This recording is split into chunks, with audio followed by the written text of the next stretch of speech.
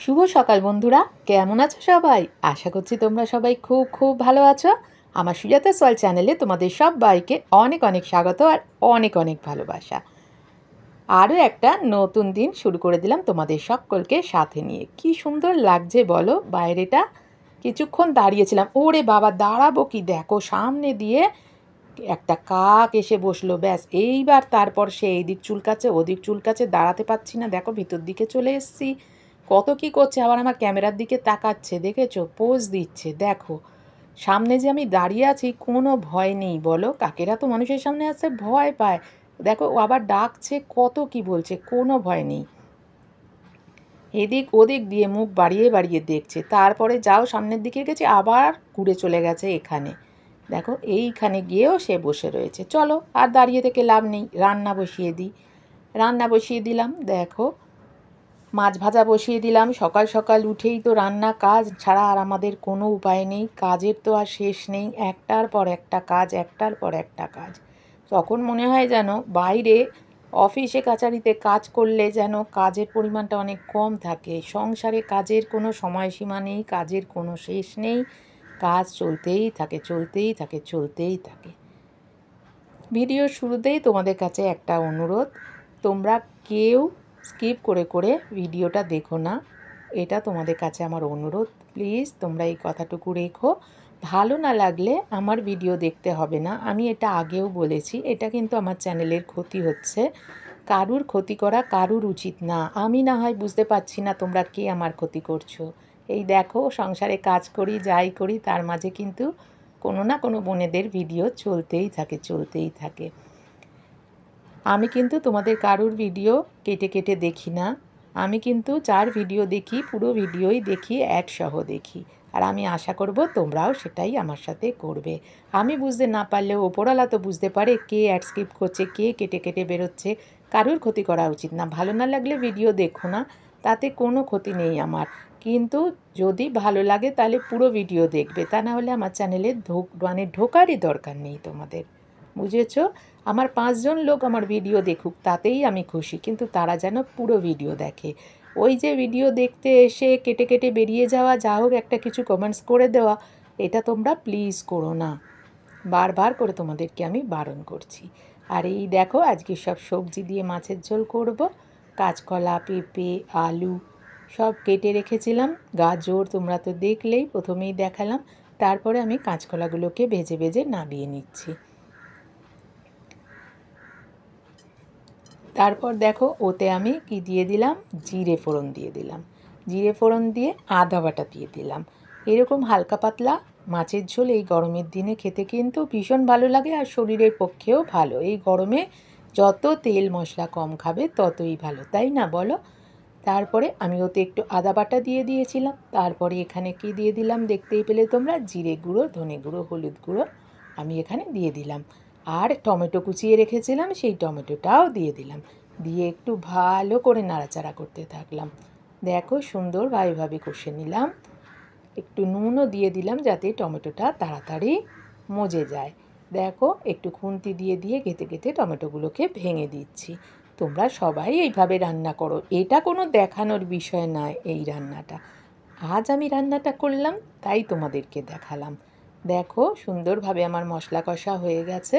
এবার এখানে আমি আলু, গাজর, পেঁপে সব এর ভেতর দিয়ে দিলাম। দিয়ে আবারও ভালো করে সব মশলার সাথে সুন্দর করে করে কষতে থাকলাম। দেখো যতক্ষণ পর্যন্ত না সুন্দরভাবে কষা হয়, মশলাগুলো ভালোভাবে, মশলার কাঁচা গন্ধ চলে যায়, সবজিগুলোও তার সাথে সাথে ভাজা হয়ে যায়। আলাদা করে তো আমি ভেজে নিইনি, আর খুব কম তেলেই আমি করছি। দেখো আমার গলাটা বসে যাচ্ছে, ভয়েস দিতে গেলে এত অসুবিধা হচ্ছে না, সরি। দেখো তারপর আমি নুন দিয়ে দিলাম এর মধ্যে। নুন দিয়ে আরও কিছুক্ষণ ভালো করে কষতে থাকলাম। গরমটা প্রচণ্ড পড়েছে, আর আজ সকাল থেকে যা রোদ উঠেছে, যে বেলা যত হবে তত গরম বাড়বে। সরি গো, দেখেছো গলার অবস্থা, বোঝাই যাচ্ছে। তারপরে আমি কাঁচকলাগুলো দিয়ে আরও কিছুক্ষণ নাড়াচাড়া করে নিয়ে আমি তারপরে ঈষৎ উষ্ণ গরম জল আমি ঝোলে দিয়ে দিলাম। দিয়ে এবার নাড়াচাড়া করে দিলাম ভালো করে।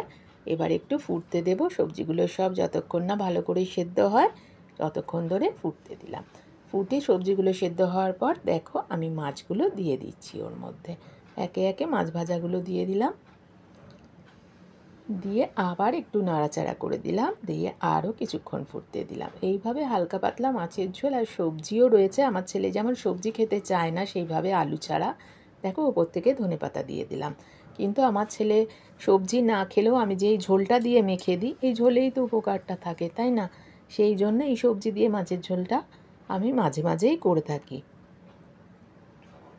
দেখো দেখে নিলাম সব মোটামুটি সেদ্ধ হয়ে গেছে, খুব সুন্দর করে সব সেদ্ধ হয়ে গেছে। আমি আরও কিছুক্ষণ নাড়াচাড়া করে নিলাম, করে আমি এবার ঝোলটা নাবিয়ে নেব। তার মাঝে একটু টিফিন তো খেয়ে নিতে হবে। টিফিনে চা, বন পাউরুটি আর একটা গজা। আমার এই কালো কালো গজাগুলো খেতে খুব ভালো লাগে, আর এরম বন পাউরুটি। কালো গজাগুলো এত ভালো লাগে না, খুব ভালো লাগে। তারপরে দেখো চলে এলাম রাত্রে। রাত্রে আজকে একটু আলুর দম করব। কেন, মাছের ঝোলটা তো সকালেরই করেছিলাম, বেশি করেই করে রেখেছি, থাকলে থেকে যাবে। আর এইখানে আমি একটু আলুর দম করে নেব। দেখো আলুর দমটা আমি ফ্রাই প্যানেই করছি, কেন অল্প করেই করছি, খুব তো একটা বেশি করছি না। আলুটা সিদ্ধ করে রেখে দিয়েছিলাম, তারপরে ফ্রাই প্যানের মধ্যে শুকনো লঙ্কা দিয়ে দিলাম, দিয়ে একটু গোটা জিরে দিয়ে দিলাম, দিয়ে আলুর দম আর দেখানোর কি আছে, তোমরা সবাই বানাও নিরামিষ আলুর দম। আজকে আমি করছি তাই তোমাদেরকে একটু দেখাচ্ছি। দেখো তার মধ্যে আমি সেদ্ধ আলুগুলো দিয়ে দিচ্ছি। আলুগুলো সেদ্ধ করাই ছিল, 80% সেদ্ধ করা ছিল আলুগুলো। তারপরে একটু ভাজা ভাজা করে নিলাম, ভাজা ভাজা করে আলুটাকে নাবিয়ে রাখলাম। নাবিয়ে রেখে তারপরে আমি এখানে সব মশলাগুলো দিয়ে দিলাম। মশলাগুলো দিয়ে এখানে টমেটো বাটা, জিরে, ধনে, হলুদ, এই কাঁচা মানে শুকনো লঙ্কার গুঁড়ো, এই সবই রয়েছে। সব দিয়ে মশলাটাকে ভালো করে কষে নেবো। এবার কষে নিয়ে এই যে আলুটা ভেজে নাবিয়ে রেখেছি, এখানে আলুগুলোকে আগেই ভেজে নাবিয়ে রেখে দিয়েছিলাম। ফোড়নের পরেই আমি নাবিয়েছি আলুটা ভেজে। তারপরে দেখো মশলাগুলো সুন্দর করে করে কষিয়ে নিচ্ছি।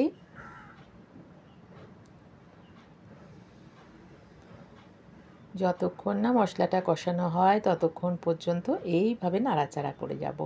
তোমরা যারা এখনও পর্যন্ত আমার ভিডিওটা দেখছো, তোমাদের সবাইকে অনেক অনেক ধন্যবাদ, অনেক অনেক ভালোবাসা। আশা করব তোমরা একটা লাইক দিয়ে ভিডিওটা দেখছো, আর ভিডিও শেষে ভিডিও রিলেটেড ছোট্ট মিষ্টি কমেন্টস করে জানিও কেমন লাগলো আমার ভিডিওটা তোমাদের।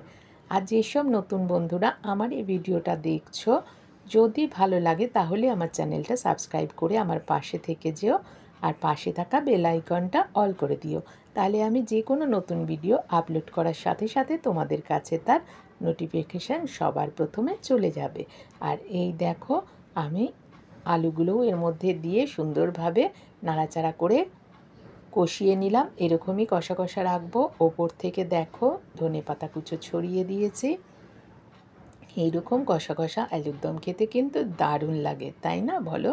নিরামিষ আলুর দম এইভাবে কষা কষা করেই করে নিচ্ছে, আর বেশি করব না। দেখো আমার এত কাশি আসছে না, কথা বলতে আমার ভীষণ কষ্ট হচ্ছে, বারবার গলাটা বসে যাচ্ছে। তোমাদেরও হয়তো শুনতে বারবার কষ্ট হচ্ছে যে আমার গলাটা বারবার বসে যাচ্ছে। দেখো আমি আলুর দমটা নাবিয়ে ফেলেছি, কত সুন্দর দেখতে হয়েছে, খেতেও কিন্তু দারুণ হয়েছিল। দেখেছো কত সুন্দর কষা কষা আলুর দম। তারপরে আজকে একটু কড়াইশুঁটির কচুরি বানিয়েছিলাম। কড়াইশুঁটি কিছুটা ছিল, আমি স্টোর করে রেখে দিয়েছিলাম, সেটা থেকেই বানালাম কিছুটা, অল্প করেই করলাম। এই দেখো কচুরিগুলো ভেজে নিয়েছি। কচুরি আর আলাদা করে দেখানোর তো কিছু নেই, আমার চ্যানেলে কড়াইশুঁটির কচুরি ভিডিও রয়েছে, সেই জন্য আর আলাদা করে কিছু দেখালাম না। কচুরিগুলো ভাজছি সেটাই তোমাদেরকে দেখালাম। এই যে ভেজে ভেজে এখানে নাবিয়ে রাখছি, কি সুন্দর ফুলেছে দেখেছো, ভীষণ সুন্দর ফুলেছে। উরি বাবা কি গরম, হাত দিতেই পাচ্ছি না। আর কয়েকটা পরোটাও করে নিলাম, পুরটা একটু কম হয়ে গেছিলো বলে পরোটাগুলো করে নিলাম। আর এই দেখো তোমাদেরকে চিড়ে দেখিয়ে দিচ্ছি, দেখো ভিতরটা কত সুন্দর হয়েছে কড়াইশুঁটি কচুরি। দেখো আমার তো ভীষণ ভালো লাগে কড়াইশুঁটির কচুরি খেতে। এই দেখো ওই আলুর দম আর কড়াইশুঁটির কচুরি নিয়ে খেতে বসে গেছি। চলো আজকের ভিডিওটা এই পর্যন্ত, আবার দেখা হবে পরের দিন। ততক্ষণের জন্য টাটা।